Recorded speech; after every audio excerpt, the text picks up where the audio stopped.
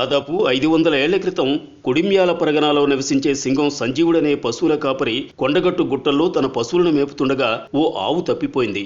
వెతికి వేసారిన సంజీవుడు చెట్టు కింద సేద తీరుతూ నిద్రలోకి జారుకోగా అంజన్న కలలోకి వచ్చి కోరంద పొదల్లో వెలసిన తనకు ఎండ వాన నుంచి రక్షణ కల్పించాలని సూచించి ఆవు జాడ చెప్పాడట.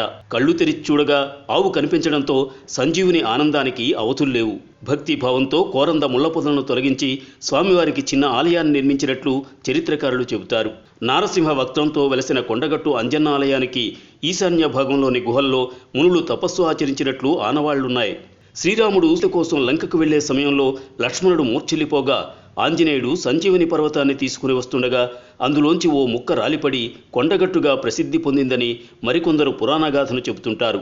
ఆలయానికి వెళ్లే దారి పక్కన సీతాదేవి ఏడ్చినట్లు చెప్పే కన్నీటి గుంతలు భక్తులకు దర్శనమిస్తాయి.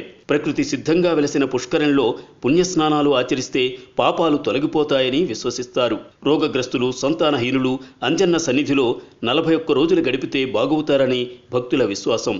ఆలయంలో నిర్వహించే ప్రధాన పర్వదినాలు ఏటా చైత్ర పౌర్ణమి రోజు హనుమాన్ చిన్న జయంతి, వైశాఖ బహుళదశమి నాడు వచ్చే పెద్ద హనుమాన్ జయంతిని ఘనంగా నిర్వహిస్తారు. ఈ సందర్భంగా లక్షలాది దీక్షాపరులు అంజన్నను దర్శించుకుని ముడుపులు కట్టి వెళ్తుంటారు.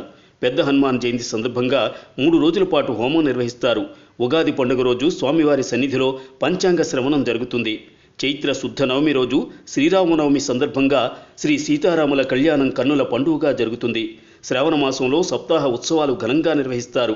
ఏటా ధనుర్మాస ఉత్సవాల్లో భాగంగా 1 నెల రోజుల పాటు తిరుప్పావై, గోదా రంగనాయకుల కళ్యాణం జరుగుతుంది. వైకుంఠ ఏకాదశి రోజు ఉత్తర ద్వారం ద్వారా భక్తులకు స్వామివారి దర్శనం గావిస్తారు. దీపావళి పర్వదినం సందర్భంగా సహస్ర దీపాలంకరణతో ఆలయాన్ని తీర్చిదిద్దుతారు. ఆలయ పవిత్రతతో పాటు లోక కళ్యాణం నిమిత్తం ఏటా పవిత్రోత్సవాలు నిర్వహిస్తారు. ప్రపంచ శాంతి కోసం జగత్ కళ్యాణ సిద్ధికి ఏటా 3 రోజుల పాటు శ్రీ సుదర్శన మహాయాగం జరుపుతారు. Like and subscribe Eagle Media Works.